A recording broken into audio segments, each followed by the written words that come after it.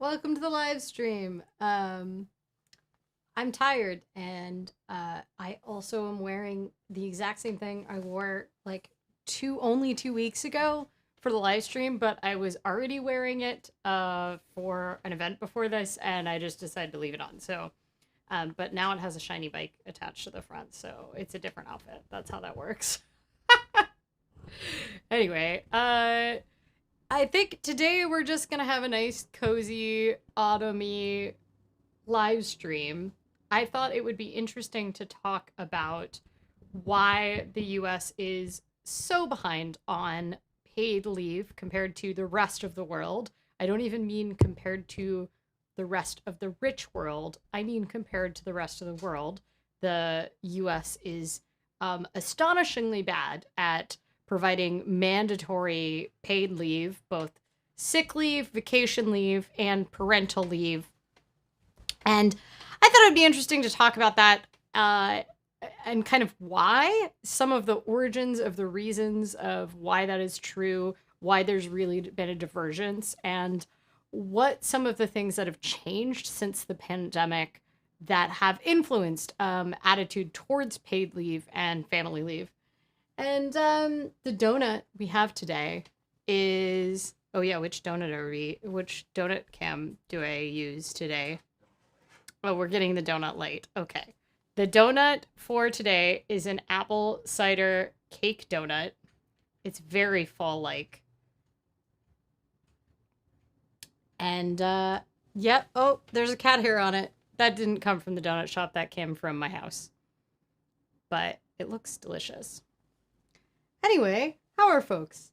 How is everyone? Are we all alive? Is anyone here? Or am I all by myself?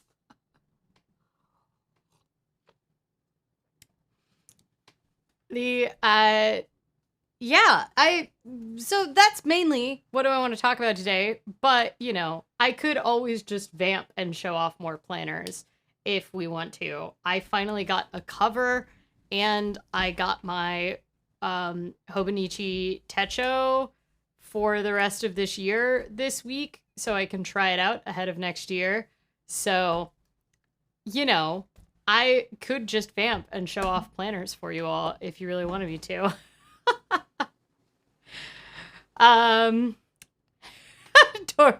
Toroto says, hi from Japan, show more planners. Hello, welcome from all the way from Japan. It is Monday morning there for you. As opposed to Sunday evening. So you're probably like on a different wavelength than I am. Rachel says, hi, apple cider donuts are my favorite. Ablejack says, no, I do not, but I'm not sure what that is in reference to. Maybe just the general atmosphere.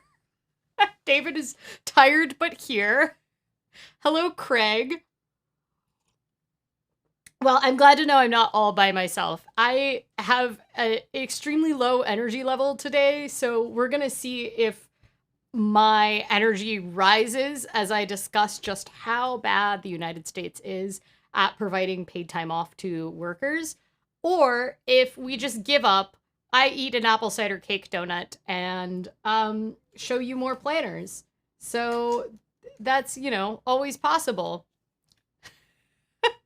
Fuzzbubble says, leave policies and planner? I mean, we can do both. We can definitely do both. I don't know how much there is really to show with the planner, but I did get another planner okay, there's a lot of planner stuff. There's plenty of planner content I can provide. David says, I was at Legoland, New York all day with my brother and his family. Feet hurt. I feel like every time you're here, we end up talking about Legoland. Well, 2 weeks ago, I was supposed to be at Legoland, the original Legoland in Denmark, but I was not. And then I started talking about planners, and now that's all anybody wants me to cover on my channel. I will answer the planner question that was posed by Toroto. Totoro, that's how you say it. Totoro73. I got actually a Kyoko systemic cover. I don't know if we have the upper camera working right now, but it is actually a cover it's made by the same company that makes the Jibun Techo.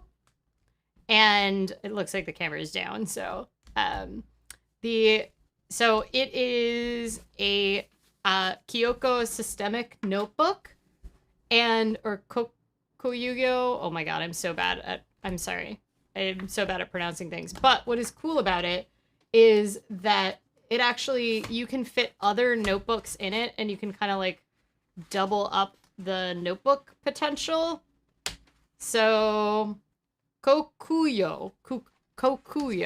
It's the same people that make the Jibun Techo and the campus notebooks that are well known to people. What's cool about this is it has like a notebook that you can swing over the top, or you can use out on the side, and while also having your planner open, but then it all just folds in together and has a little cover. So, and you can put pockets on the side. It has a pen loop here at the side, and has like a writing board kind of integrated in there. I'm not using the spiral notebook right now. It's got like a cool side thing on the side where you can like mark what you're doing on this. Like, I don't know if you can see that, but like there's like a little sections in the notebook.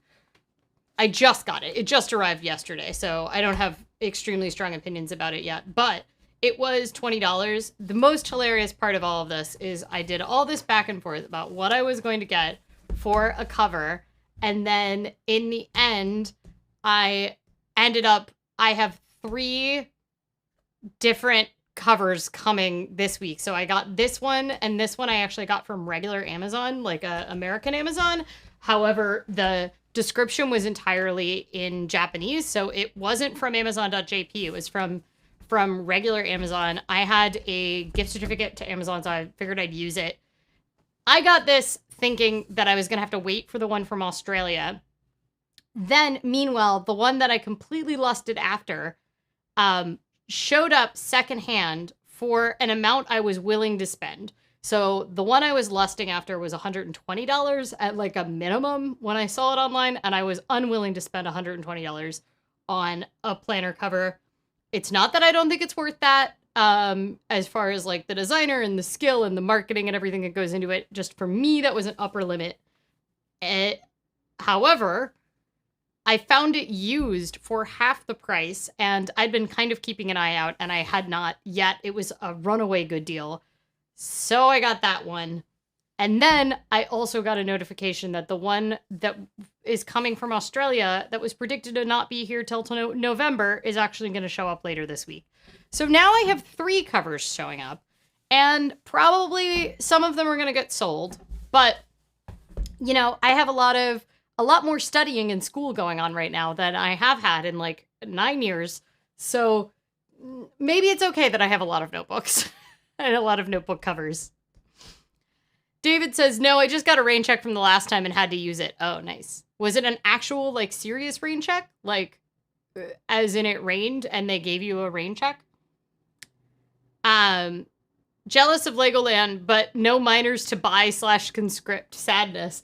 I think you can go to Legoland as an adult, but what we found was that all indications indicated that maybe it wasn't actually a particularly pleasant thing to do just by yourself. Totoro says, that's so cool. The Hobonichi covers you bought at a lower cost from Australia, you mentioned along with the one you recently ordered that you really wanted. The one you lusted after has a lovely story behind the design about natures and rivers and field intertwining. I mean, I think lusting after them, they're all the Hobonichi covers are going to have great stories behind them because they commission artists and they lean into the marketing really hard, and they even work to like translate the marketing. But what I liked about it is that it's like preppy, but a little like it's a plaid notebook that's also watercolor. I guess I could connect and show it just so that in case people aren't keeping up to date. I like how I just immediately jumped into planner content. We will talk about leave though, because I think it is worth discussing. Let's see if I have any pictures. Don't put this on the screen yet. I don't have it yet.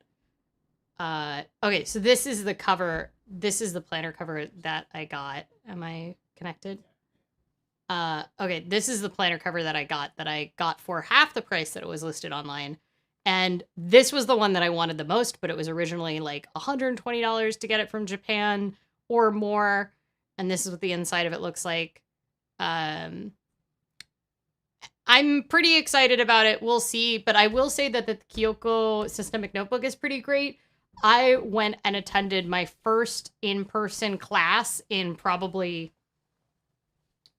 Gosh, I can't recall the last time I went to an in-person, like, academic class. Like, I've been to, like, workout classes and skating classes, but we started taking German on the weekends, and we're going to be taking it all year long. And we walked to the German class on Saturday, and we were both like, what do we bring? Do we need notebooks? Do I need loose leaf paper? Should I bring, like a laptop? I don't, and it was just like a moment of like realizing that we were literally walking to school with our little backpacks. And of course it's still COVID time. So it was like you have to bring a water bottle, but also bring a mask and know that you're not going to be able to drink the water during class and stuff like that. We got a pretty funny, email from the head of the German program that we're taking. They have all the levels packed into like one big German house that has year-round classes all at the same time. And so most of the classes are kids, and then there's like a smaller amount of adult classes. And the director of the program sent an email out saying, due to COVID, we will not be offering our famously awful coffee. You can go across the street to Jack in the Box and get just as awful coffee across the street if you want. I think that only went to adults in the program, though. I do not think it went to the children. So they did not tell the children to go across the street to Jack in the Box to get awful coffee. Anyway, hopefully my excessive amount of notebook covers that I've gotten. I also, now the problem I'm running into is I'm really excited about the new Hobonichi that I got. I'm trying it out. I'm trying not to get too over the top about wanting it to be the best system, wanting it to be perfect. So it arrived on Wednesday afternoon, but I still like backfilled the past 2 days just because I wanted to see it. But I'm trying to try it out this year so that I kind of know how I want to use it. But the problem I'm running into is that I have been using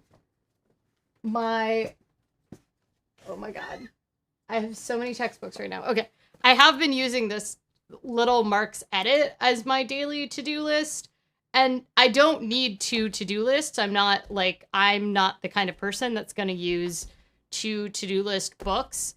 So now I'm really struggling with what do I do? Because I want to finish this book out for the rest of the year, but I also really want to try out the Hobonichi. And the answer is I may have gotten myself too many planners. Oro says, I am late but here. I know how time works.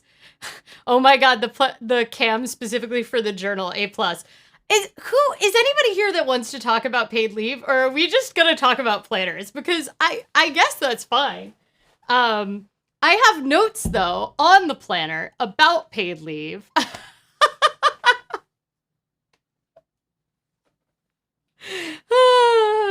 Okay, you guys all do still want to talk about economics. I mean, I guess that's good. I will say that my channel has been around for a really long time, and I've never gotten so much traction on a live stream video as I have on the 2 planner ones.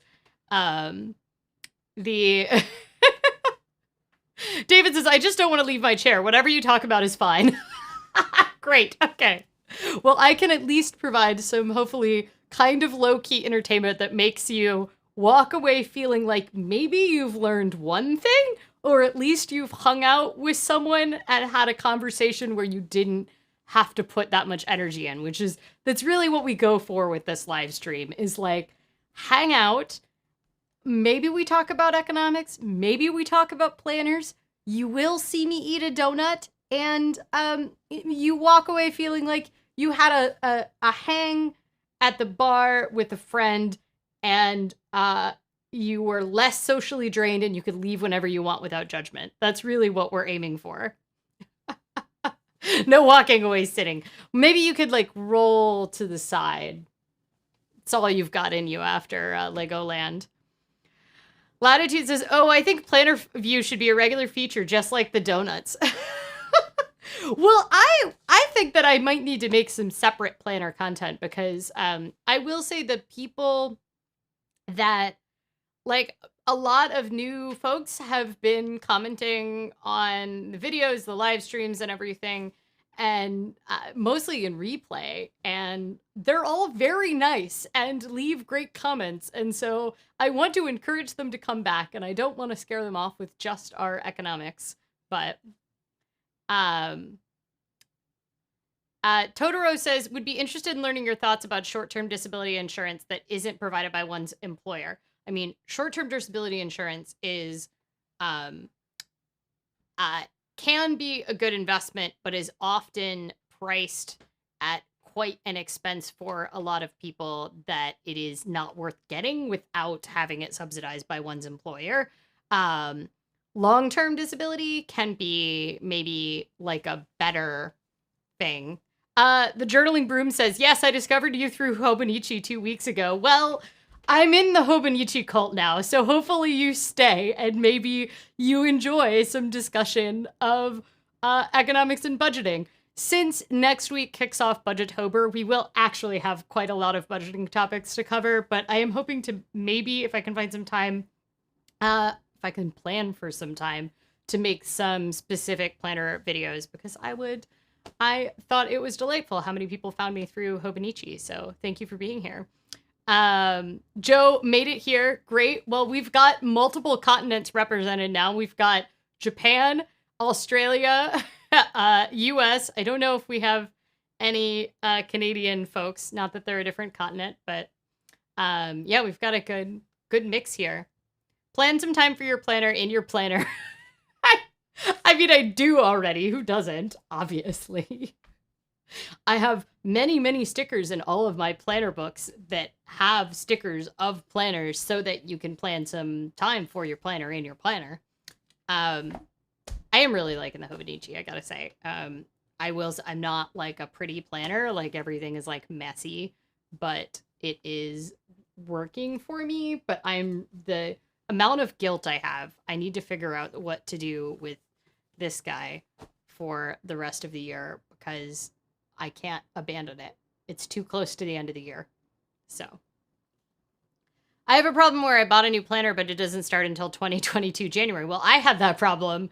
And what I did is I found someone who sold me the 6-month booklet. So that's what this is. This is the Hobonichi Techo 2021 July through December book, because I could not wait to start, but also mostly that. Yeah, because I could not wait to start and because I did not have a weekly planner and I was going mad. So Lillian, for God's sakes. All right, fine. Let's talk about paid leave. All right. So America sucks at paid leave. And this is me marking that we are transitioning back into we will transition into economics here, so we'll try our best. We're really struggling to stay on track here. Let's show some depressing stats about how bad paid leave is in the United States. So let's talk about the 3 different camps of paid leave. And kind of the lowest barrier of paid leave is sick time in the US. And that's really worldwide. So 145 countries, based on the most recent data we have, which is late 2019 was the most recent like large scale survey. 145 countries provide paid sick time to workers. 100 countries provide at least a month at 100% pay of paid sick time to workers. And that is a mandatory amount of sick time. That is not an average across all industries. That is a statutory requirement. And in the United States, do I have one for that one? I don't think I do. No, this is all new parents. Yeah, we don't have sick time on any of these graphs. We'll come back to those. So pretty much the United States, as we have talked about before, is not actually a country. It is a bunch of countries in a trench coat pretending to be one country, because it's all of these states stacked on top of each other with completely disparate ways that they do a lot of different labor rights, the way that they mandate insurance and time off and minimum wage and any number of things. Most things in the US really are regulated at the state level. There's a couple places in which federal law overrides. There's also a couple places in which the federal government cannot set a law at the federal level, but what they do is they get states to ratify things, or they threaten to take money away from states in order to have states comply. So a great example of this in the United States, something people think of as a US law, is that our minimum drinking age for alcohol is 21 years old. That is not actually a federal law. Every state has that law as their minimum drinking age, thanks to a long-running campaign that kind of culminated in the US government, the federal government, which provides most of the transportation funding in the US for highways, roads, bridges. Almost all that money comes out of federal pots in the United States, which is true in most other countries. And they essentially said, we will take your transportation funding away unless you raise the mandatory minimum drinking age to 21 years old.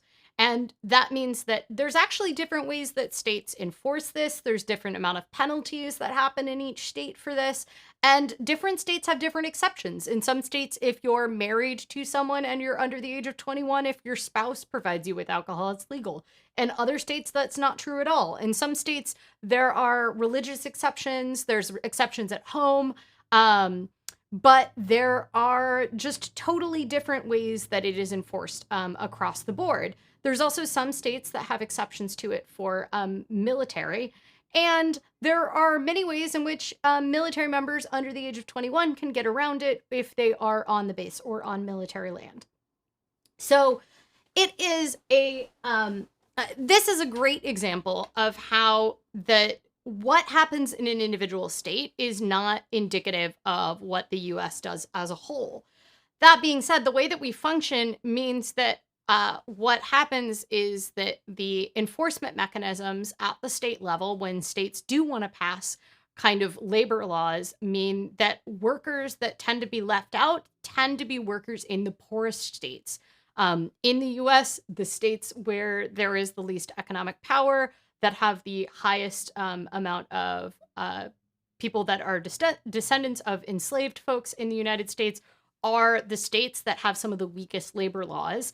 And because of that, what happens is the people that get the benefits of states that do try to pass more stringent labor laws as far as paid time off, parental leave, they tend to be the more liberal elite states. They tend to be coastal states. And they also tend to mean that the gap between what is provided to workers between the rich and the poor grows even wider because it is enforced on different state levels. Additionally, the few states that do have kind of requirements for mandatory sick time, they're all relatively new in the United States. They're not like an old school version of this. This isn't something where some states have implemented a long time ago. As far as sick time, the oldest mandatory sick time was California, and that is extremely recent. It's within the last 10 years.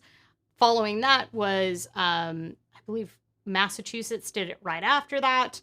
The big issue is that a lot of states, because they want to, mainly impose it by just making it a requirement for employers. They don't usually have the funding mechanisms in order to say the state will pay for it, because states don't have the power to print money the same way that a federal government does, which is how a lot of other countries will end up funding things like sick pay,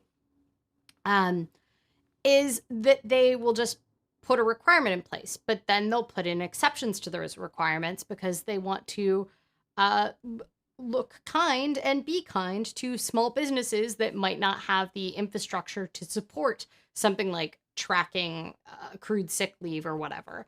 So a great example is Oregon did pass a paid sick leave, but it only applied to people that work at employers greater than 6 employees. And it turns out that of a lot of the people that fall into the camp of already not having access to any sick leave in the state of Oregon, and it was 6 employees in the city of Portland, and I believe 10 statewide. So if you were outside the city of Portland, it also meant if you worked for an employer that had a location in the city of Portland and out of the city of Portland, you may not be covered by the law. But I worked for employers after this law was implemented where I knew as an employee I should have been covered, but there was no education around it. Every one of my coworkers I talked to was like, "What do you mean we get sick time?" And quite simply, every other job I've had, we have not fallen under the category of it.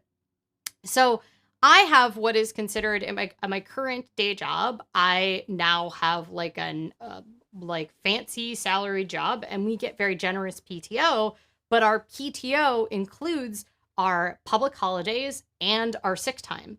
So one thing that we run into is that you want to preserve your paid time off because you don't want to cut into your sick time. So that's kind of one of the things that you have to reconcile, is that just because some states do have something like a sick leave, parental leave, any of these things, whether or not that actually reaches low-income workers is extremely rare. So in the US, more than 30% of employees, based on the most recent data, do not have access to paid sick time. A little bit changed during the pandemic, where you had to have up to 2 weeks of paid sick time in the pandemic. This was part of what passed during the American Rescue Plan. However, lots of exceptions to that, including employers over 500 employees. So not only have we made exceptions for small employers, we've also made exceptions for large employers. So that means that Target, McDonald's, any of these large chain employers do not count. And they are not required to provide paid sick leave. And so the US is one of the least generous countries when it comes to sick leave. Next in line to us, really, especially among rich countries, OECD countries, is the UK. So the UK tried to change and reform the way they did statutory sick pay during the pandemic, but it's still less than the actual amount of statutory sick pay, which comes from the government in the UK, is less than 20% of the average weekly wage. So for a lot of people, they have to make the choice between their ability to pay rent and going into work sick in the UK. Joe says, we have a law, but all exempt. You do have a law in Australia for sick day, but wait, but you don't have that many exemptions. Or are you meaning in the US we have a law, but a lot are exempt? It's very, very true. So the Journaling Broom says, America sucks with this stuff because our politicians get campaign contributions from lobbying groups and corporations. It's legalized bribery. Yeah, I mean, lobbying comes up and campaign contributions comes up on a regular basis as one of the reasons the United States doesn't score as well as it would like on corruption indexes, because a lot of people see that our money in campaigns and kind of the way that we can funnel dark money around does lead to a lot of changes in this. One of the other reasons the United States sucks at this is because this would have to be, if we were going to do it with state support, if we were going to do this with state support, then one of the issues is there's less mechanisms for doing it with federal support, which is exactly what we saw when we tried to essentially, the panicked trying to figure out how to support sick pay during the pandemic, which if you want to go back and watch all of my many, many live streams about unemployment as things were unfolding because it was happening so rapidly, is that there isn't many good ways for the federal government to get money directly to people. So even if the federal government has an incentive, like, for example, a public health crisis where they want to make sure that people do not go into work sick, especially if they work with the public, to make sure that people stay home, they had to provide that money through the unemployment system, which meant they had to incentivize states. And it meant that every state had a different amount of ability to hand it out because all of the unemployment systems are managed at the state level. The most recent way that the federal government has figured out how to get money directly to people is this monthly child tax credit that they just started doing, which is, once again, only for the last 6 months. It's just an advance and upping of what already comes to people as tax refunds. But I will note that they passed that 6 months ago, and they knew it was going to be so hard to roll out that they gave them 6 months to figure out how to do it. And that is a great example of why it is so hard to make these sort of things happen in the United States with what regards to sick pay. Oro says, Oro is Be Queer Make Stuff. Sorry, I just say Oro because it's much faster. Oro says, paid leave. I work 24 hours a week and I get 5 sick days and no vacation days. And this is considered pretty decent average. Yeah, that is actually like pretty decent for a part-time worker here in the US. And that was another example of one of the ways in which the United Kingdom, I know as Americans, a lot of Americans think of the UK as this extremely generous country with leave because, they're European or European light these days now that they're Brexit out. But they actually have some of the most restrictive things. And one of the things that they had was statutory sick pay in the UK. In addition to being very low rate, they used to have a minimum floor. And that meant that a lot of part-time workers or low-income workers or gig casual workers did not qualify to get it at all. And that was one of the things that we also ran into with unemployment pay in this country, is that a lot of people didn't qualify for unemployment pay because they were part-time workers. So even though they did get laid off during coronavirus, they weren't able to seek work. They were in a field where part-time work is pretty normalized, or whether or not they wanted to be a part-time worker. But they initially were not qualifying for their state's unemployment program. And that was one of the things that we really ran into. Joe says, no, I mean Australia. I mean, USA has all the exemptions. It really does have all the exemptions. And largely that is what the journaling broom was talking about. Like, America sucks with this stuff because our politicians get campaign contributions from lobbying groups. And that's part of it. But part of it is just that the legal framework of the United States, like, in the end, so many of these things, some of them come back to this American spirit of you're doing it for yourself and you're, like don't take handouts. Like, some of it is this American hustle spirit, right? And I think that plays into it. We really saw a divergence in paid leave, vacation time, in the post-World War II economy between what Europe has now, where they actually have like quite a lot of vacation time for workers, versus what the US did, which is kind of, we went down the road of much more of this idea of this meritocracy, and that you don't want to take time off even if you are allotted it because it will reflect poorly on you. And some of it is cultural, is the point I'm trying to make. And then a bunch of it actually is how much harder it is to pass laws in the US. It comes back to this idea that America is a bunch of states stacked in a trench coat pretending to be a country. And that has a lot to do with the fact that the powers of state, the powers of the purse, lies with the federal government. They're the ones that can print money. They're the ones that can make bonds. They're the ones that can be part of this entire stimulating the economy or figuring out how to, get money to people. But there are very few things that they can do with regards to regulations because so many of the things are in the state. The weird thing is that in the US, people working for the government get mad leave. Yeah, I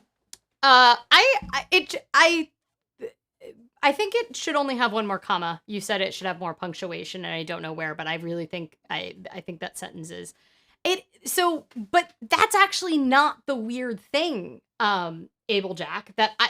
That is fundamentally indicative of one of the things that we see is that every time they want to push labor policies forward at a federal level, so every time we have, a tax and spend liberal in a federal office, anytime we're able to pass powers of the purse policies, we do it at the levels that are possible to do from the executive branch. And guess what those are?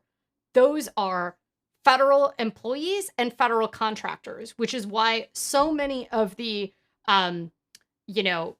rights and allocations and things like, setting a certain kind of minimum wage for federal contractors, all sorts of procurement decisions and everything. Those things, there's a limit to what the executive branch can do. And that limit means that exactly these kind of things come to the federal government, which is why federal employees are not only get PTO, they get sick time, they also get parental leave. And that's one of those things that it's like we haven't had success from the executive branch of passing PTO in via Congress because of the complexities of doing it, but it's relatively easy to do for federal employees.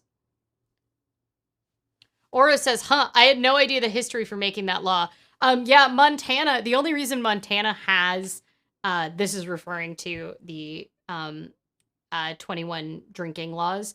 The only reason Montana has any posted speed limits whatsoever is because they also had to have speed limits or they were going to lose federal transportation funding. And that is why the speed limits are so high in Montana. It's like, I think 20 miles per hour over what you see in neighboring states. And that is because Montana was like reluctantly like, yeah, okay, fine, we'll have a speed limit. And then they, the fines in Montana for speeding are payable only in cash directly to the officer who pulls you over. And it's like a $5 fine or something. David says, I get paid leave and sick time, but that's only because I've grandfathered in. They have given PTO more recently. So, is the PTO like where it's stacked together? So, the thing about sick time is that we have been able to study because 145 countries in the world offer sick time, unlike the US, and that we have some disparity in some US states that have tried to find ways to make it mandatory to have sick time for workers. We do have like extensive amounts of data about whether or not employees take advantage of it. What is the right amount? Should people get 100% of their salary? Should they be able to use it on the first day that they get sick, or should you have them out for 3 days or something like that before they get sick? And, in Italy, where they have like there's pretty much no limits on sick time. If you're sick, you're sick. Versus the United States, where quite often workers do not have any paid sick time whatsoever. We don't even necessarily have the right to unpaid sick time here in the US if you work for an employer below the federal minimum leave, minimum leave act, Families and Medical Leave Act. Sorry, I was like conjugating a different acronym for my brain. The only reason that, where did I go? I got so distracted. I'm sorry. I got distracted by the cat and I forgot what my train of thought is. Oh, anyway, you don't even have the right to unpaid sick time off here in the United States. You can be fired for taking time off to take care of yourself, to your family, unless you are protected under one of the other things, which, like the American with Disabilities Act or FMLA, which you will need to prove, and you need to work for an employer large enough in order to qualify, and you need to work for a you have to have worked there long enough and work enough hours per year. There's a bunch of ways in which so about 52% of the United States United States workers does not actually have rights to the FMLA, which is our unpaid sick time, which is 12 weeks of unpaid sick time, which is also what we use as our poor excuse for parental leave in this country. So the point that I'm trying to make is that our data shows that even when you give essentially unlimited sick time to workers at 100% paid, or you give them none, or you give them less as an allocation, we do not see a huge difference in how much they take. The difference between the most generous country, which is Italy, and the least generous country, which is the United States, is only a difference of 4.4 days of sick time per year, as far as what the average worker takes. And it's quite simply, it does not affect negatively productivity. We actually see an inverse relationship to worker productivity, which is obviously what we want as capitalists, right? Like, the most important thing is worker productivity. But that being said, we know that workers are more productive if they are not freaking out and going into work sick. And they're not worrying that they have to go into work sick because they won't be able to pay rent. So it's fascinating. So that's the first thing. That's why we're bad at sick time, is essentially we are a series of states. Now, why are we bad at vacation time? Some of this is, I think that the reason that we're bad at vacation time has more to do with cultural reasons than it has to do with the way that we are structured. So I think it would be entirely possible to have mandatory public holidays, to have mandatory vacation time at a federal level. I think that it's very unlikely that we are going to get there prior to getting to paid parental leave, which the United States is the only country in the world other than Papua New Guinea that does not have some sort of paid time off for the birth parent. So that's great. Love that for us as the richest country in the world that has literally no guarantee to paid time off for new birth parents. And in fact, only 12% of workers in the richest country in the world have access to any kind of paid parental leave. So I think that vacation time is going to happen much more slowly than paid parental leave. 82% of the United States supports paid parental leave. What is very fascinating to me is the problem of solving paid time off for new parents is done very differently by every country. And every country has spent a lot of time trying to figure out not should new parents be entitled to paid time off, but what the right amount is.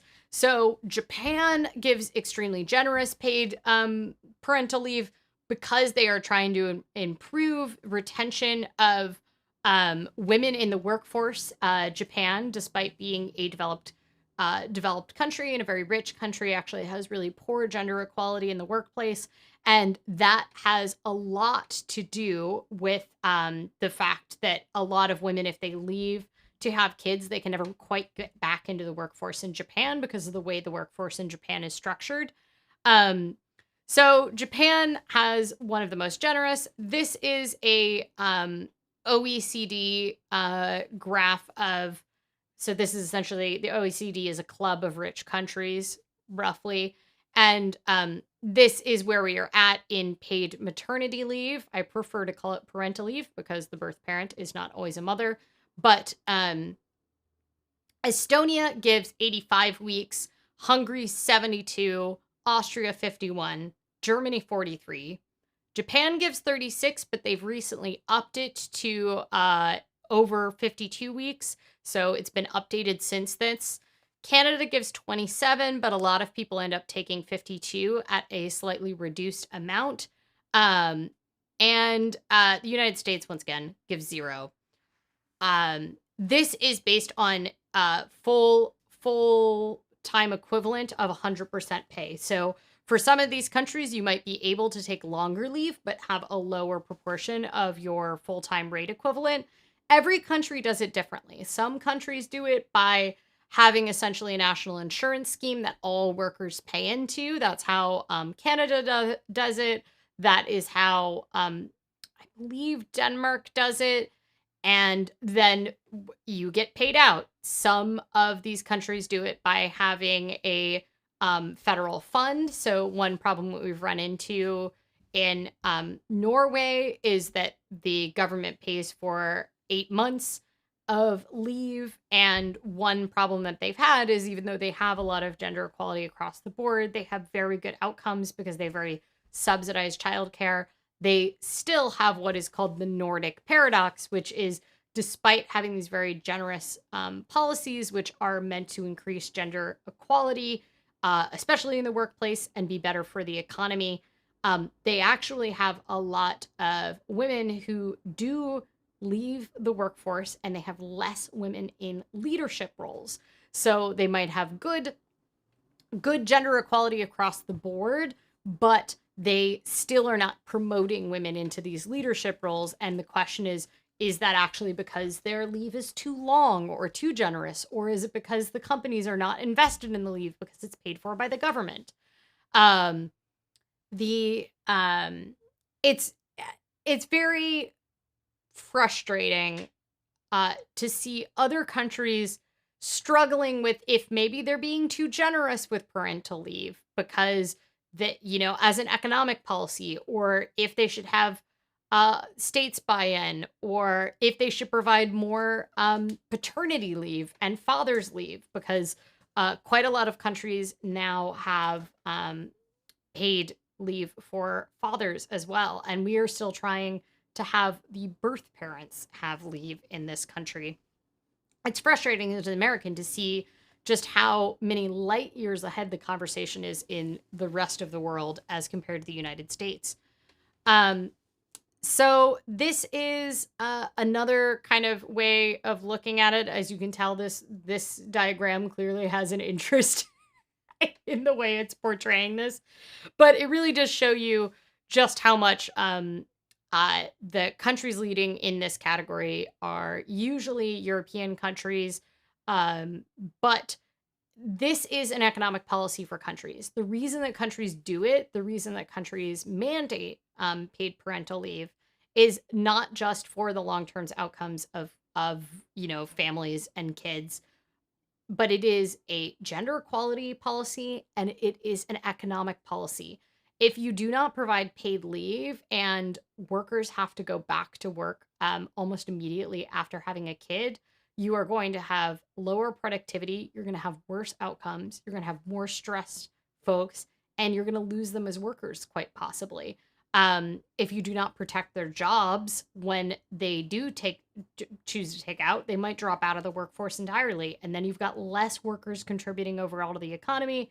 So it's a bad economic policy.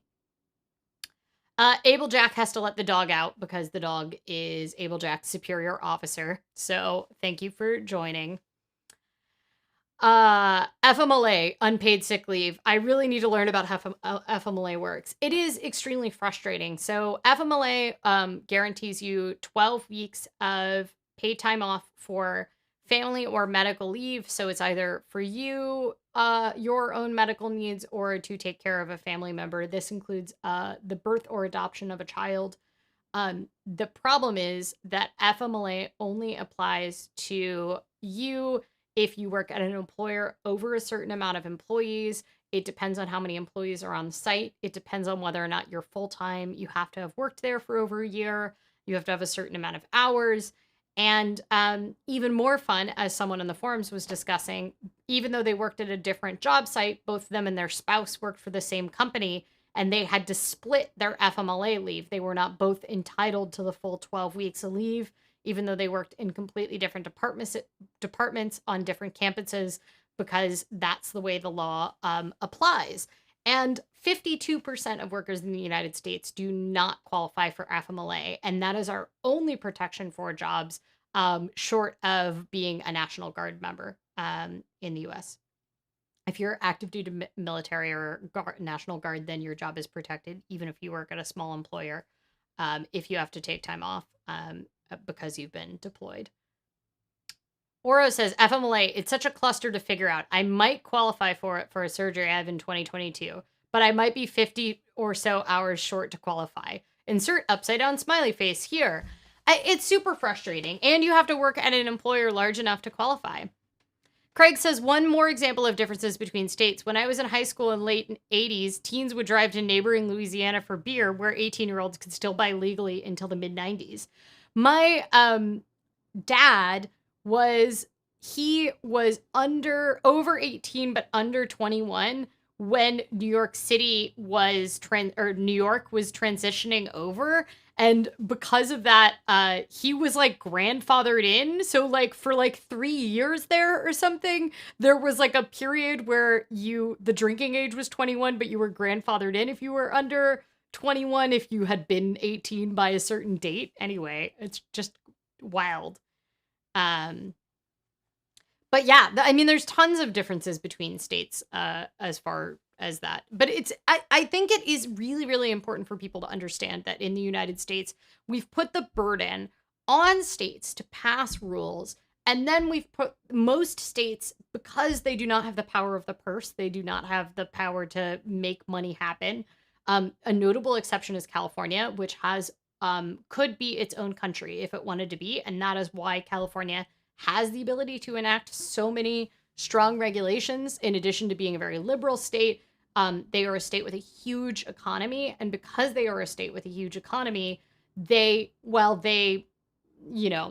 are not going around issuing US Treasury bonds, they do have the ability to have enough of economy to put together funds for parental leave and everything, which they have done in California, and some people fall into the category of it.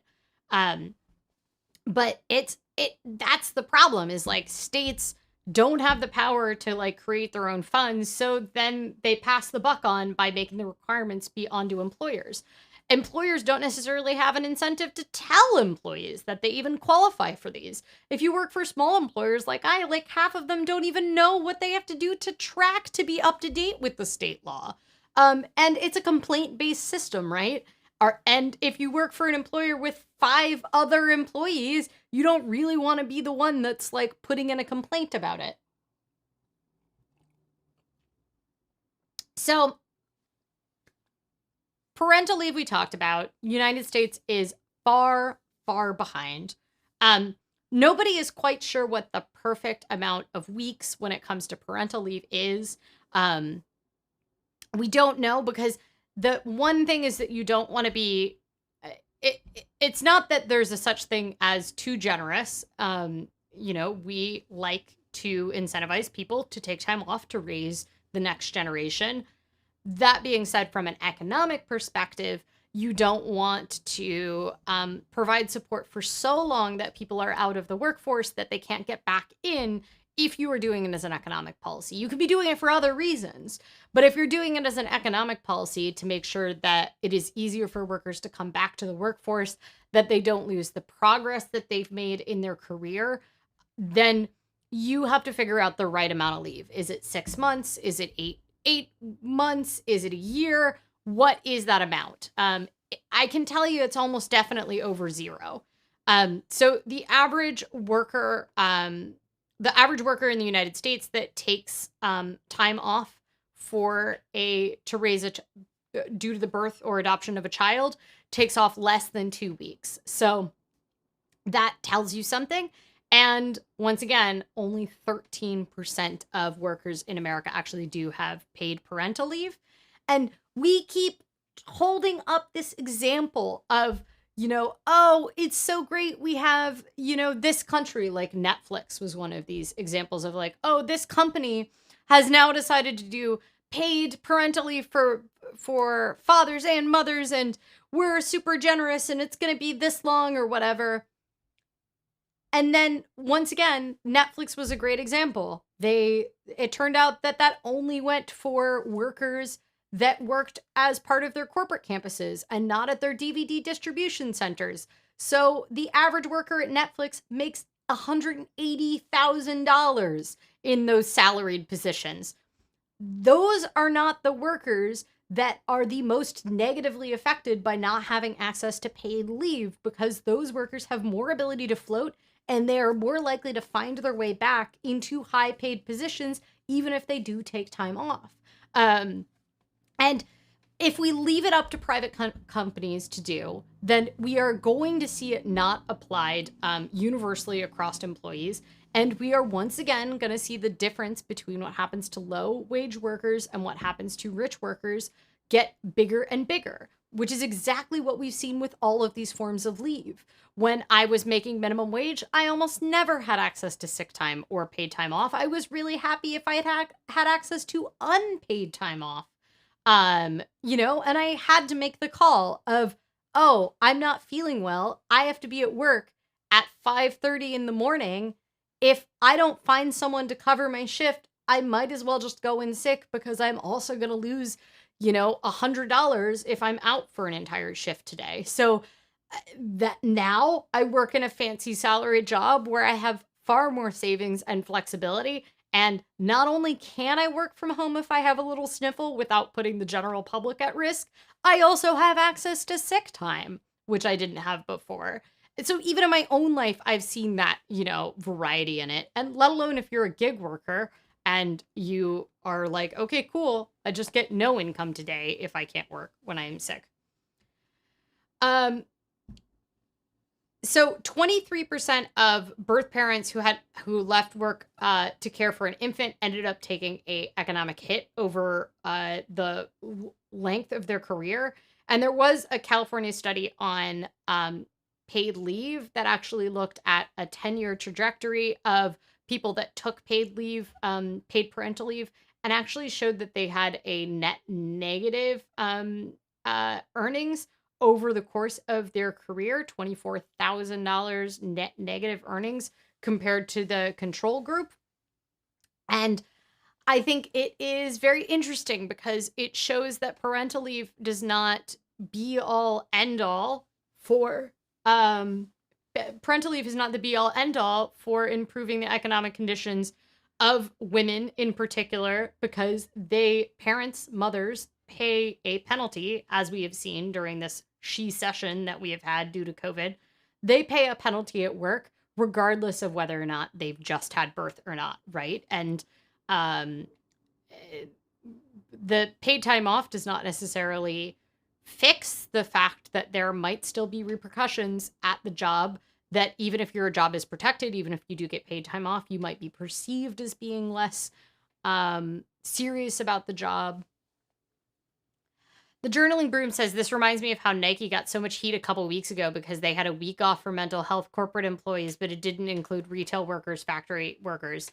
Oh, I hadn't heard of that. That's actually surprising considering I live in Portland, so I thought for sure I would have heard about that because we love to slam on Nike since they're like a major part of our economy in this state. I am 0% surprised to hear that, because that is exactly the kind of thing that happens all of the time. And it's one of those, it's like how we see federal workers get all of these benefits is like sometimes the ability and the potential for the people that are trying to push for these policies, they only have the ability to push for it for corporate employees. They don't have the ability to change things for retail workers. One thing I will say is that we've been seeing more strikes happen in the past year and a half for worker conditions. We are also seeing low wage workers' wages rise at the fastest that they have risen since post-World War II in the United States during the coronavirus.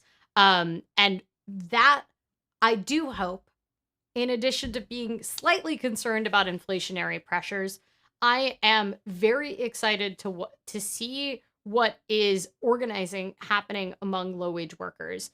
That being said, the lobbying still factors back in because, Amazon's Amazon had a union drive in Bessemer, Missouri, at one of their warehouses.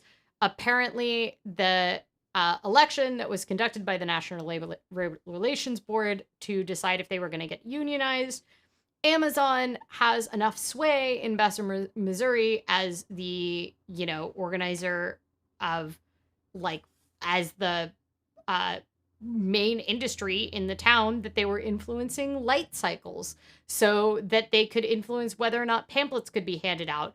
They were texting employees to tell them to vote no on the union campaign. And everything that was happening around that was an example of the power that Amazon has in lobbying not just federal policy, but their ability to lobby local governments as a major economic force and a corporation. And in the end, supposedly, they lost this board, but then it's just been recommended by the National Labor Relations Board that the union vote was invalid and it should be reconducted. And that is a perfect example of what happens when low-wage workers try to organize. So, yes, look at this beautiful, beautiful, beautiful graph. It's nice and depressing. Okay, last but not least, let's talk about paid vacation on holidays, because that's what inspired this for me. We really do have quite a patchwork in the United States. The average worker in the United States receives 11 sick or vacation days per year. That's like the average worker. But there are a ton of workers, about 25%, that have access to no paid vacation or holidays whatsoever. And we have no mandatory vacation days. No state has a requirement for it either. So this is one area where we do not have any states that have taken it upon themselves to require paid vacation. So we are one of only, I believe, 10 countries in the world, based on a 2018 survey, to not provide mandatory holidays. Americans on average work 100 more hours per year than workers in any other country in the world. And the EU as a bloc actually requires a minimum of 20 paid holidays per year. And then on top of that are public holidays. But a lot of countries, as you can see, that are part of the EU in here actually do provide more. So this is an example of how many paid vacation and paid holidays. We really started to diverge from Europe in the United States post World War II. There was even a time in, Italy, post World War II, where they would shut down the entire plant all in, July and August and become a ghost town and hire trains to get workers from the factories back to their hometowns. And the idea was it was easier for everyone to take time off all at the same time than it was to run a line with less workers. And obviously they need vacation time. So it is very fascinating. There was a OECD study, which is, once again, a club of rich countries, in 2013, that found a negative relationship between GDP and per hour. So essentially, if workers are working too many hours, then you actually are not getting as much economic growth. And that is because it turns out it's really good for you to take some time off. So this is one of the charts. I've got a more thorough chart here that kind of talks to you about this. One reason that the United States, I think, is actually less generous with holidays compared to a lot of countries that may not be rich countries, but are religious countries, is because we are a secular country, and those are the founding principles in the United States. And because of that, we don't have feast days or religious holidays that we've accommodated our federal calendars for, except for some reason Christmas, which is a public holiday in the United States. It's a federal holiday, but it is not a paid holiday for a lot of workers. David says, I spent time in 2 countries that my employer outsourced to setting up offices. They may have had a lower base pay, but the benefits were more than mine. I that is like one of the things that is very fascinating, is that we even see in countries that have pretty scary labor laws or violations. Qatar is a good example of. Qatar is mostly made of migrant workers, so I think close to 80% of the people that are in Qatar, like that live in Qatar, are there on migrant worker visas. And your visa is tied to your employer in Qatar, which can lead to quite a lot of abuses of the system. And that means that there are a lot of people who are working extremely long hours. They're working, punishing schedules. Part of it is just because they're there to make money. You're not usually in Qatar just for funsies. You are there because you can make a lot more money and send it back to a country where the amount that you're earning in Qatar will go a lot farther back to your home, your family, your country, whatever. But Qatar is a Islamic nation. And guess what? It's got really generous public holidays and leave, despite being, it also has paid maternity leave and worker benefits, that despite there being some real concerns about a country where the entire system is set up to essentially make you completely dependent on your employer, like you can be kicked out of the country and your entire home if you get fired from work, which is nerve-wracking. They still do have better statutory benefits and rights in a lot of ways in countries like Qatar. And that is a great example of where our paradox of choice in the United States of the, a lot of states in the US are at-will states, meaning that essentially you are always able to be fired or hired at will. You don't have a lot of job protections in a lot of US states because of the way that we are set up legally. In certain states, they are defined as at-will states. It's too complicated to get into.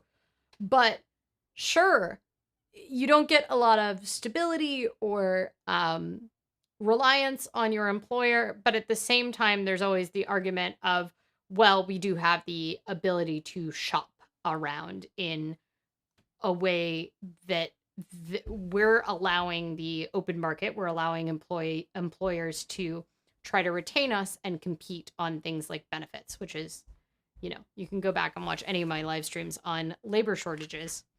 I saw a really good meme. I should have downloaded, but I saw a really good meme that was like, I have to find it now to try to put it on the screen because it was really good, but I don't have my phone. It essentially was capitalists complaining about the fact that workers' wages have gone up so much during the pandemic, and workers going, scarcity creates value. All right. Do we want to eat a donut and then talk about planners? I've got a mix of a hazelnut, a decaf hazelnut,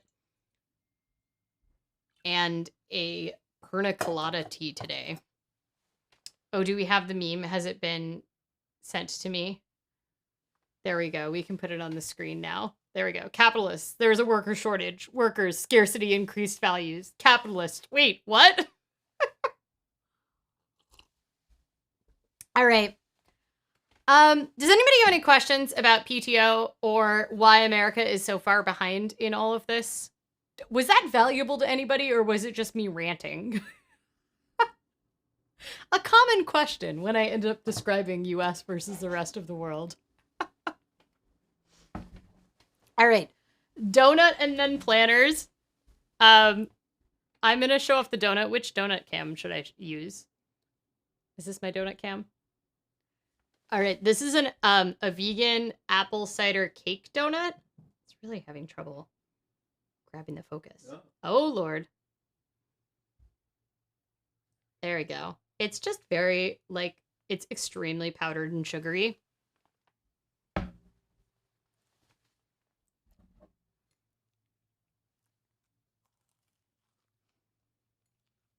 Oh, it's so sugary.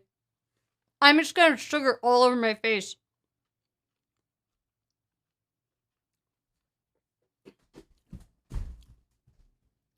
I don't know what just happened, but there was like a cartwheel happening behind camera.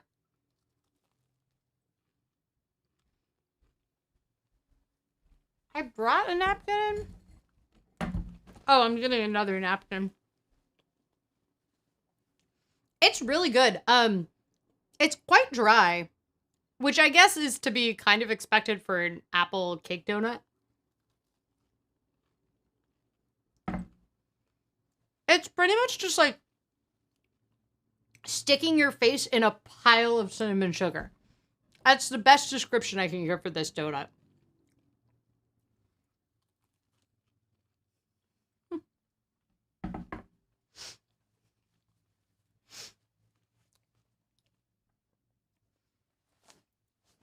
Oof.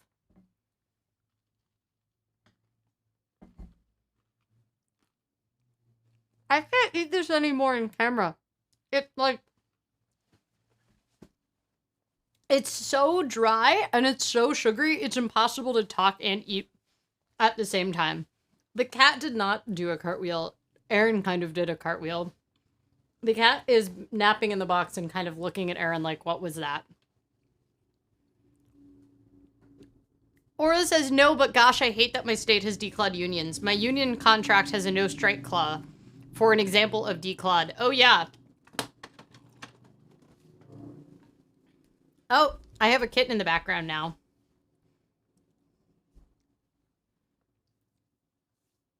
I don't know if you can see the yawning.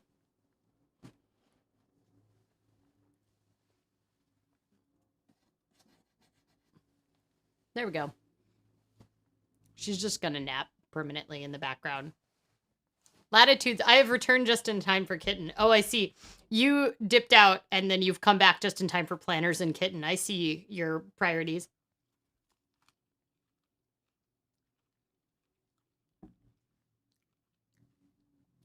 David says, when I was in the unit, I was forbidden by federal law from striking unless I was released for mediation.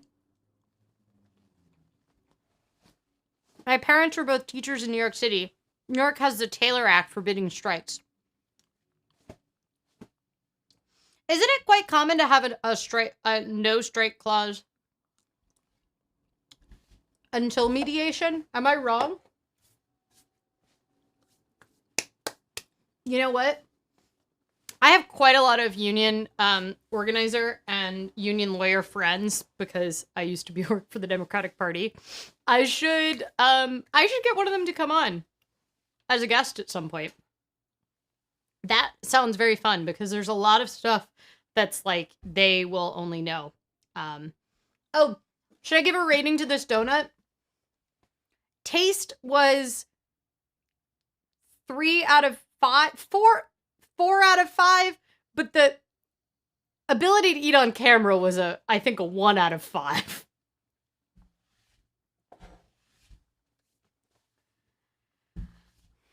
Or it says we don't have a mediation bit, just a no strike, no lockout final message. Interesting.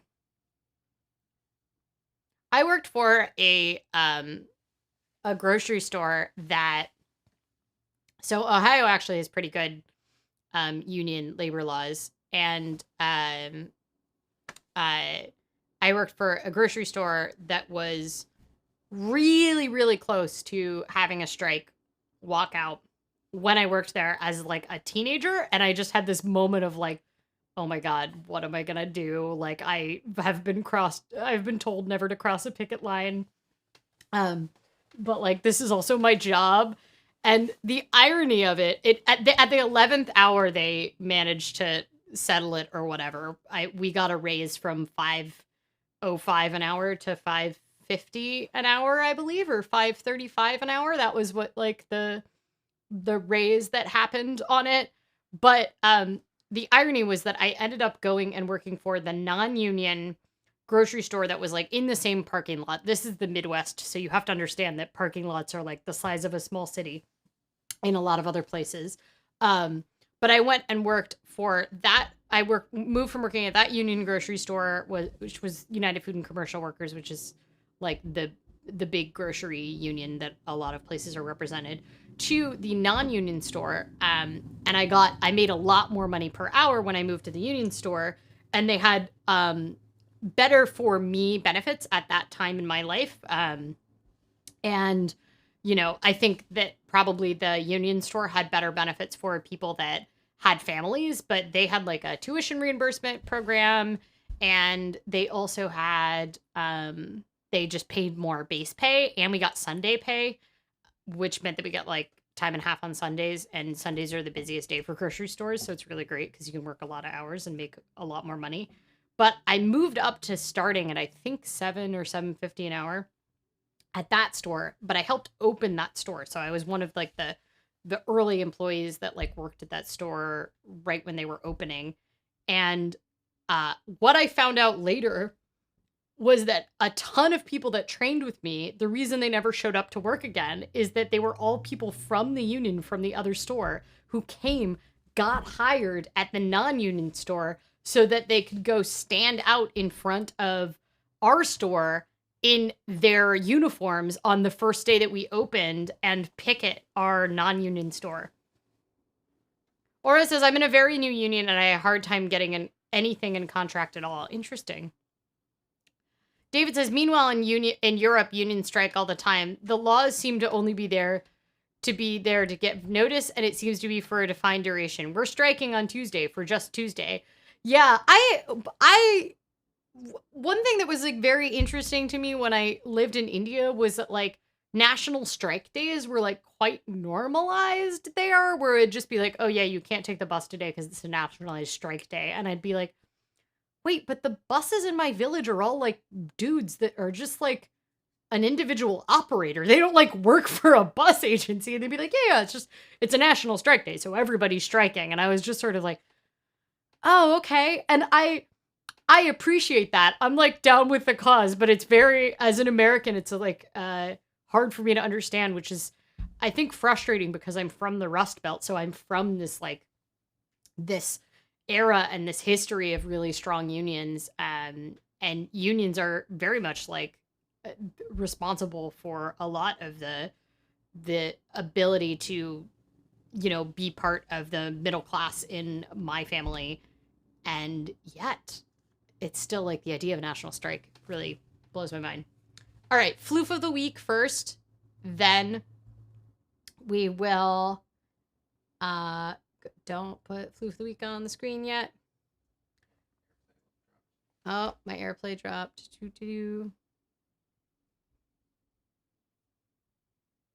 Wait. Screen mirroring office. Okay. Floofs of the week are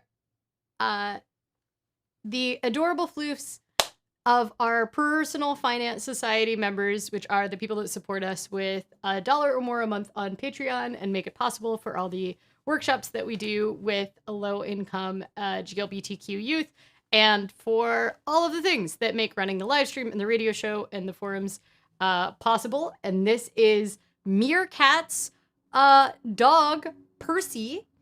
He is currently waiting for the mailman, just in case the mailman comes. And Percy is a very good floof. Look at this face. Look at this face. So A+ Percy, you are a good floof. I give you 15 out of 10.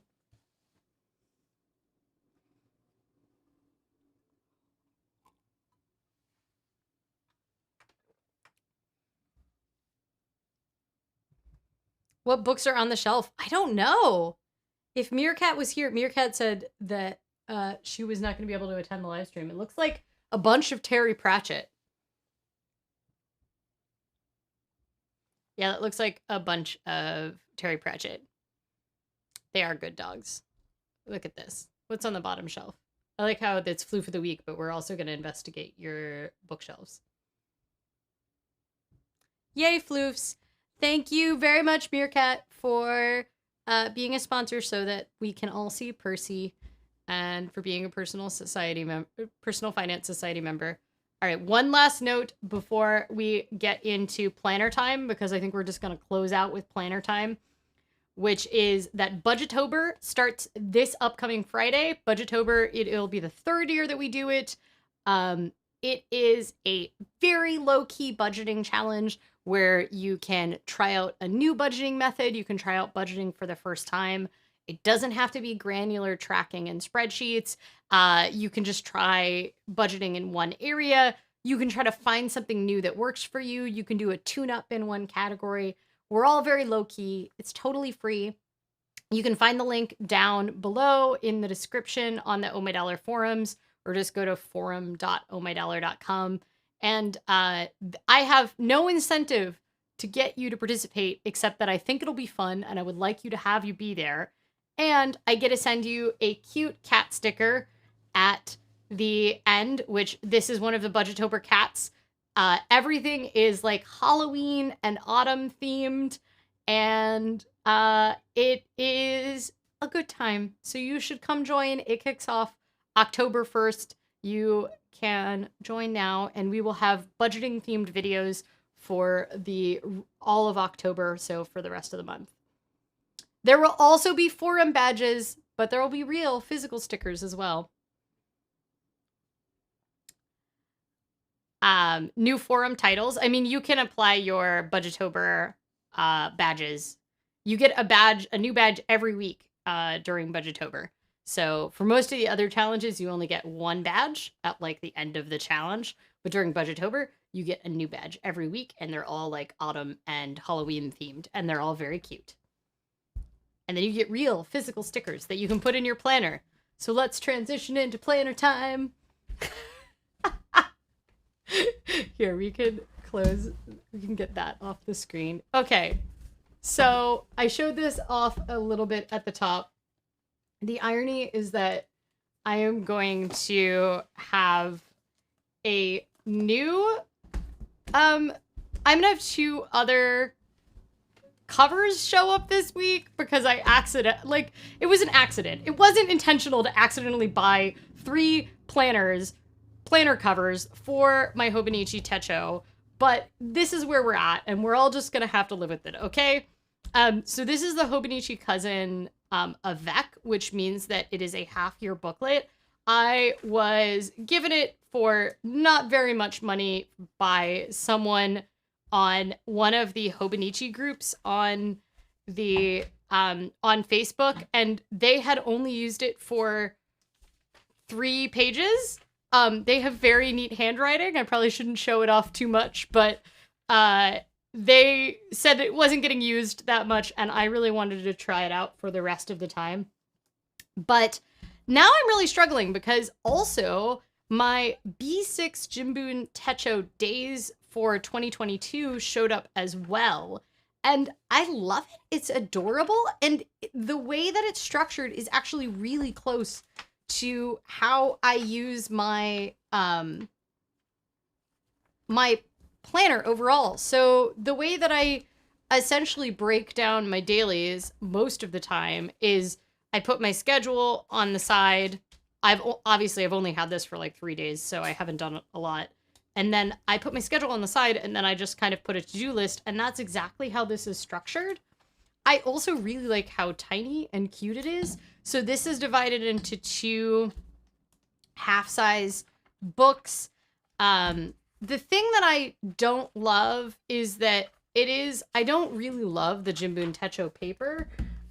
Do I have a fountain pen in this room? Can I have a fetch of the fountain pen from my behind the screen assistant? If you bring that backpack in, it has my fountain pen in it.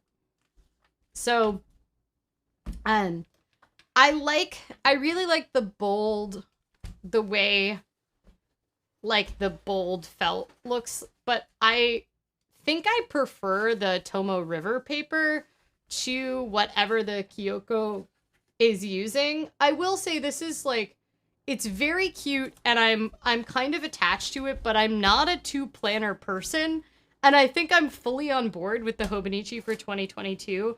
So I don't really know what to do with this, if I should try to resell it or I should hold on to it and hope that, like, at some point you can just bring me the backpack. Don't go hunting. You'll never find it. There's too many pockets in this backpack.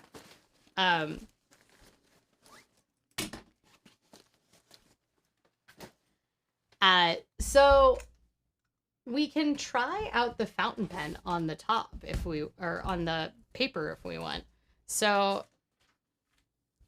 here, let's find a page in the past so I can do some pen testing in the past. So this is the ink for the Kokuyo Sport. Don't know if I'm pronouncing that right. And this is a fountain pen. So one thing that folks warned me about is that you may need blotter paper for fountain pen ink in this, because it does take a long time to dry, and I definitely have noticed that's different. I'd be actually really, see, I've been, like, scared to mark this, but I think I can probably do a pen test on the back. So I'm kind of curious which one is gonna... See, it's dried pretty fast on both of them. And then the bleed through is, like, not at all on that one, but you can really see it through this. So, I don't know. What do you think? Should I try to use the... should I try to find a use for this really adorable Days Mini, or should I just fully commit to the Hobonichi system for 2022? I'm definitely going to be using the weeklies through the end of the year because I really need the weeklies. I have a lot on at the moment. I have it's super cute, the little one, but the Hobonichi seems where your heart is. Well, there's a lot of planner people who somehow manage to have, like, a separate work planner and, like, a everything else planner or something like that. I'm not much of a journaler. I want to be a journaler every year, but I just don't have the hand ability to journal by hand, because even filling up, like, a full B6 size page, like something this big, filling up an entire page of a journal is very, very hard on my hands. So, like, this level of handwriting that I do in my, daily spreads. Spread is a strong word. Like, my daily to-do lists that I put in here, that's all I can really handle. So, the thing I'm really excited about with the Hobonichi for that I want to kind of work out is how I'm going to use the year overview pages, because I actually have so many things that I want to do with these. So essentially there's, like, a running list that you can fill in on these, and you can use these to track all sorts of things, like a habit tracker. You can, like, divide up the column and track a bunch of different things. And I thought it would be kind of fun to be able to try out, like, so essentially the things I have going on right now is, in addition to Oh My Dollar, which has a weekly live stream, a weekly podcast, managing Budgetober, and other challenges and shipping and stuff like that. So altogether, Oh My Dollar kind of averages around 10 hours a week of work. I'm also taking a securities exam in December, and have figure skating going on, which is like a fair amount of hours, and also some kind of things that I can track. So I can track, if I landed particular jumps, what sort of things I worked on, in addition to hours, which I already track the number of hours that I skate. Also, I haven't marked in today's yet, which was 1.5 hours. So I have, like, my little weekly graphs, but I also track these digitally. So I have my studying for my Series 65, which is on average, like, an hour and 20 minutes of studying per day, taking a German class on the weekends, have Oh My Dollar, have a full-time job, and have figure skating. And all of that stuff, I feel like has to be like, I would like to find what the perfect amount of tracking in it in here is. And I almost feel like I have more things to track than is reasonable to track here. Agent Felicia says, Hobonichi, try something new. Well, this is also new. That's the problem, is that this little book is also new. So what I was using this year was a Mosseri, and I unfortunately only got the 6-month Mosseri twin book. So it ended at the end of June, and I was just using a Mosseri weekly. So I took my journal that I wasn't truly great at journaling in, and I switched it over to making it my to-do list once I ran out. And I did find that I liked having the daily to-do lists and just putting very low pressure on the daily pages. Like, you can tell there's just, I don't, it's okay if there's just not a lot, but I still need the weekly view for me. So it's, as you can tell, I'm not like a very pretty planner, anything like that. But I do think that this would work really well, but this is not, I'm not worried about this being too big. I was initially like, oh no, I only want the B6 one. My thought was that I could combine it with this Mosseri one in a book of its own. So I'll show you what I had in mind for this.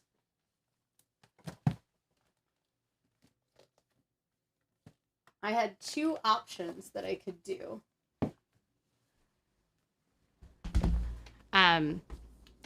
So here was my thought. I have this cover. This is from the Double Scheduler book, and this is the Midori graduation day length weekly diary. And I thought, hey, I can like kind of DIY my own B6 Hobonichi Cousin and get the Midori paper, which I prefer to all of these papers. Midori paper is my, like, I think it's probably my favorite paper of any of the papers. And then I can slide in this little 6-month booklet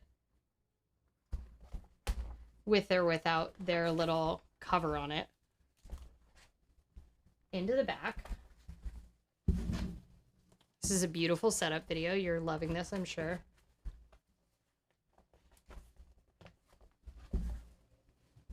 This would work better if I hadn't insisted on leaving the cover on, but I was like, oh, I'm just demonstrating what it looks like. Since it's a permanent setup. Now I have to take the cover off.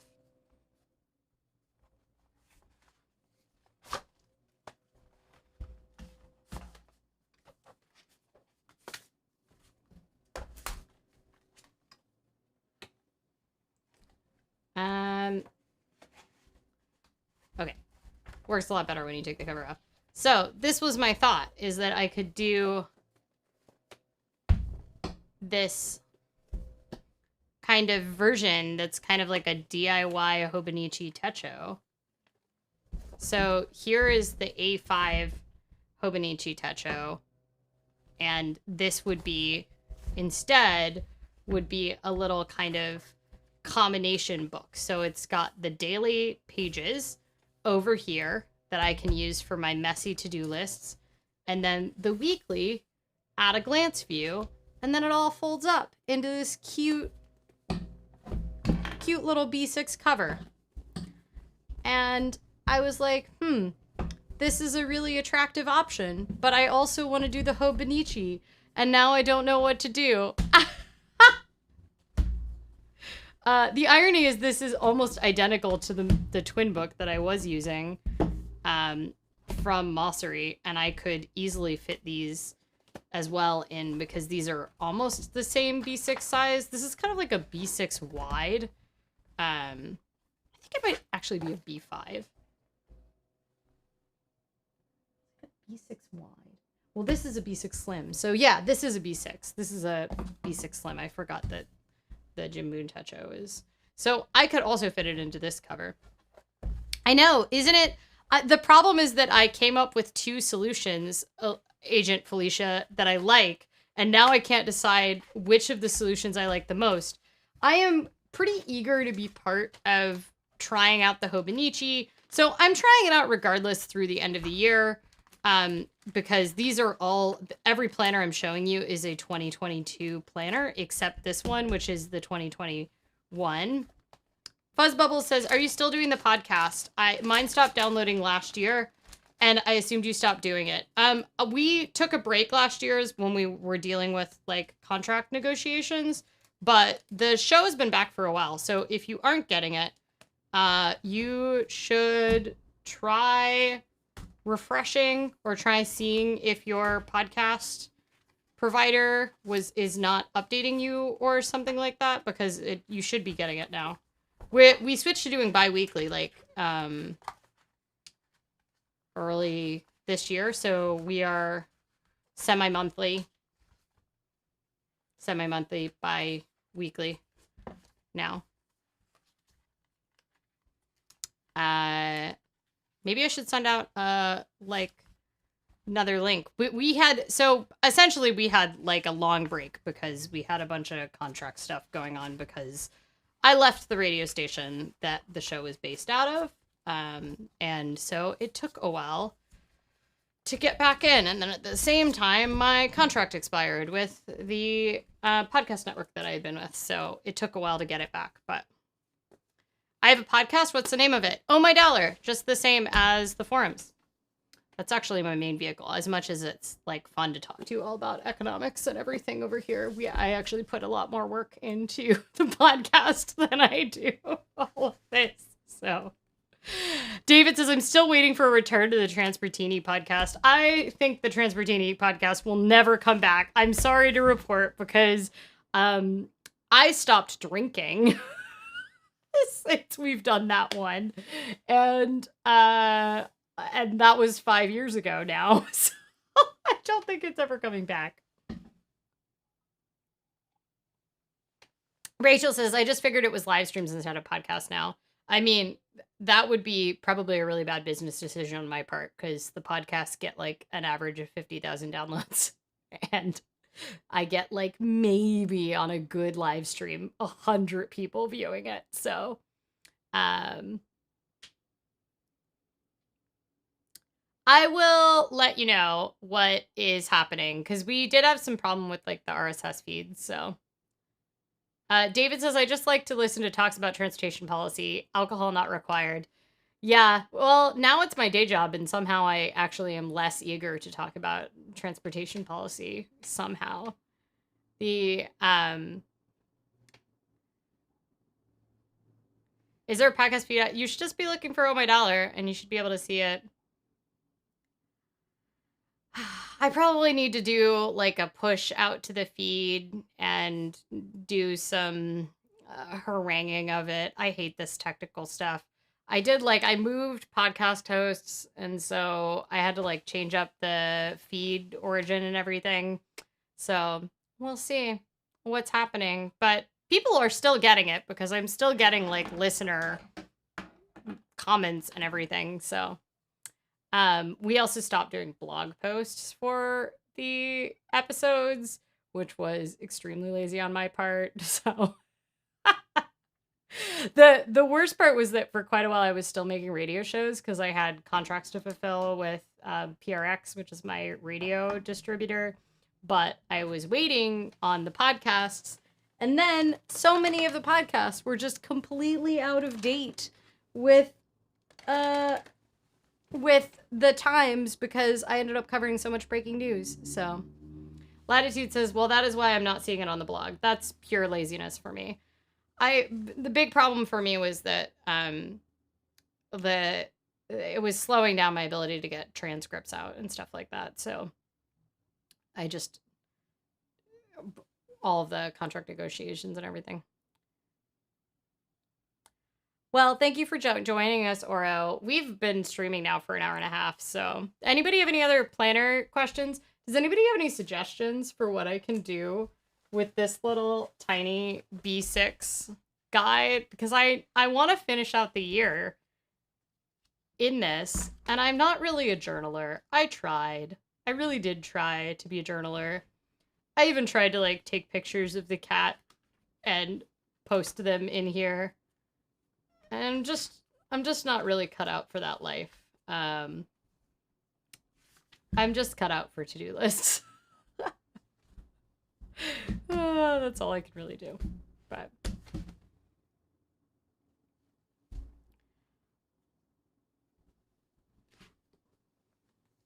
maybe we'll do a where to find Oh My Dollar on the internet live stream, and we can just make it the pinned. Maybe I could do an actual video, but we could just make it like the pinned channel trailer so that people know the other places where we are. Fuzz Bubbles says, that's good to know what works for you. I wish I was a journaler. I'm, part of the problem is I don't have a ton of ability to write by hand. So Agent Felicia says quotes. Oh, definitely not. I am so not a quotes person. I don't even like when I get quotes in like sticker packets. I'm like, ugh, so annoying. So, yeah, that's definitely not going to be a me thing. I know that a lot of people love to do that for like lettering practice or whatever, but maybe it should just be like a German or Croatian word of the day. Maybe it should just be like my language book or something like that. I gotta finish it. I'm not gonna abandon it. Gratitude journal, but like 1 or 2 sentences per day. Yeah, maybe. I'm just not that eager to like write. I want it to have a functional purpose. So, am I left or right-handed? I'm right-handed. Washi samples for no reason. That sounds like a waste of washi to me, but maybe it's my own feelings. I need to make a tip-in. This is like a thing I just moved from page to page. It's this tiny post-it note, and it says the skate times at my rink because I can't remember them because they like change day to day. And I apparently can't retain it, so I just like move it over, and it's not even that great of a sticky note, so it's like lost its stickiness. It's not a very good method. So I need to do like a tip in or something like that. But now that I have 3 covers, I guess I could do that. Yeah, maybe I could just put my German homework or something in this book. I don't know. I really do want to like give the Hobonichi Techo a good go. Maybe we'll see. Maybe I'll be off the Hobonichi Techo before the end of the year, and I can just sell it and sell the one I have for next year, and then do my little Mossery DIY or a Midori combo Midori Jibun Techo B6 situation that I have going on. All right, now that you've seen that I clearly own too many planners. 2021, 2021, 2021, empty 2019 booklet, 2022, 2022. That's not normal. The problem is, too, I always hold on to these because I justify them as research. Like, I'm like, oh, someday when I come out with a planner brand for Oh My Dollar, I will have everything to do the research on. We've come out with one planner for Oh My Dollar. It's not, and we don't stock it anymore, but I still have like 2 of them left, which was this tiny pocket planner that we did. It's a little pocket budget planner that was printed here in Portland, and it was meant to be able to track your own budget in your pocket, and had a little color in cat tree of financial wellness as you moved up the little cat tree, and had color in personal finance merit badges. But we sold out of these. They were originally a bonus for the Kickstarter, and then I think we had like 100 or 150 overstock, and I sold them through my distributor and on our website, but we unfortunately only have 2 left, so I don't think I'm going to do a reprint of them, but they were nice and very cute. The little Oh My Dollar like paw prints and Bowie things on the back, and Kitty Star Budget on the front. Alas, no more. All right, well, thank you all for joining tonight, and how about everybody tells me something they're looking forward to this week, and then we can all head home and go to bed. I'm looking forward to, relevant to today's live stream topic, this is the first week of the next 9 weeks where I am actually taking Wednesdays off on PTO at work because I realized it was not sustainable to do all the things that I was doing and um and try to work full time while studying. So I am taking Wednesdays off now, and I will have skating in the morning, and then I will have studying in the afternoon for the Series 65 and for German class and doing some Oh My Dollar stuff. And that's happening through December 1st. And I'm very excited about it because I don't know how I was going to manage it all without that. So I'm very happy that I do have pretty generous PTO at my job. It does mean that I hope I don't get sick because I am eating into my PTO prior to sick time, but hopefully it'll work out. So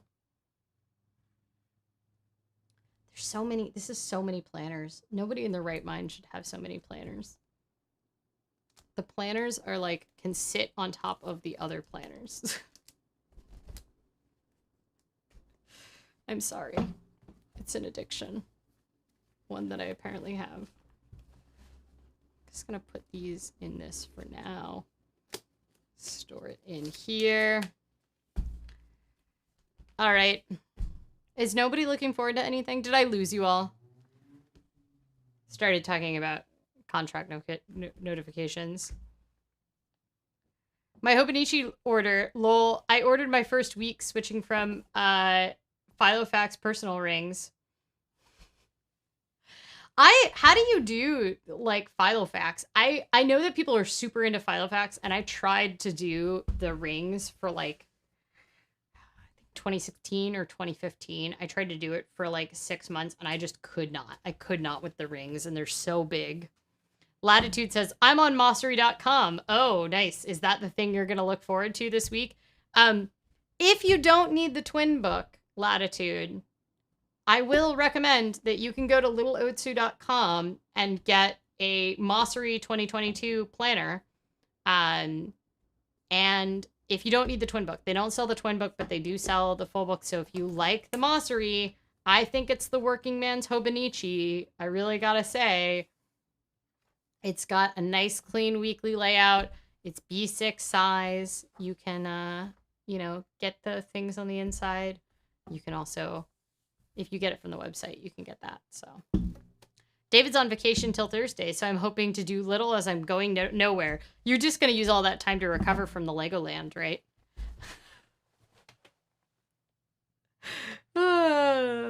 Just going to spend the whole time just trying not to walk anywhere from Legoland. Can I eat this? I keep trying to think that I can eat it. I can't eat it on the live stream. It's got too much sugar on it. All right, well, Agent says, I also use Happy Planner, so I'm used to moving pages around. The weeks will be a challenge. Bound books. Oh, interesting. Yeah, I do like the flexibility of being able to move pages around in theory, but in practice, I'm very into streaks, so I'm more likely to abandon a system that doesn't have continuous page numbering. This is also why I can't use undated planners. So I do actually like the bound book side of things. I just don't like the rings. They just get in the way for me. They're too big. But I totally get wanting to move them around. I also tried to use Happy Planner. I got a Happy Planner for really cheap, and I ended up giving it to a friend because it was it's very pretty. I like how bright and colorful they are and everything, but I would rip the pages just by turning them. I guess I'm too tough on them and everything. So yeah. David says, I hope not. I was hoping to take a drive tomorrow. Maybe continue my visits reservoirs trend. Well, I hope that you stay safe and you recover quickly from your Legoland excursion today. Latitude says, I'm going to look at the Mossery options when I have downtime this week. ... Well, good luck. But you can order from US sellers, and there are quite a few that have them in stock for 2022 right now. So if that is what you're looking for, you don't have to deal with the shipping from Malaysia that you would if you order on the Mossery site. Agent says, happy to find you. I stumbled in your planner microeconomy video and subscribed. Caught my first live. Well, thank you for joining. That is a good exit to let you all know that other than Budgetober starting on the forums this Friday at October 1st, so Budgetober kicks off we are live every Sunday night at 5 p.m. Pacific, 8 p.m. Eastern. That is 8 a.m. Australian Western Standard Time on Monday morning. So, and the middle of the night in Europe, if you happen to be up. So when people make it here, I'm always surprised. But and we will be back next week, and we will be covering budgeting topics for all of October, although we'll probably sprinkle in some planner content because it's fun for me. And I think next week is going to be a review of different budgeting apps, which was contributed by lovely people who reviewed different budgeting apps on the Oh My Dollar forums. And we're just going to do kind of like a broad overview of all the different budgeting apps out there. So it should be a packed live stream next week. And I'll try to sprinkle in some planner content. But thank you all for coming. I hope you stay safe this week. You know, pet a kitty if you have one available. Drink some water, stay hydrated, and stay safe. And I will see you all soon. See you all next week. Same time, same place. Thanks.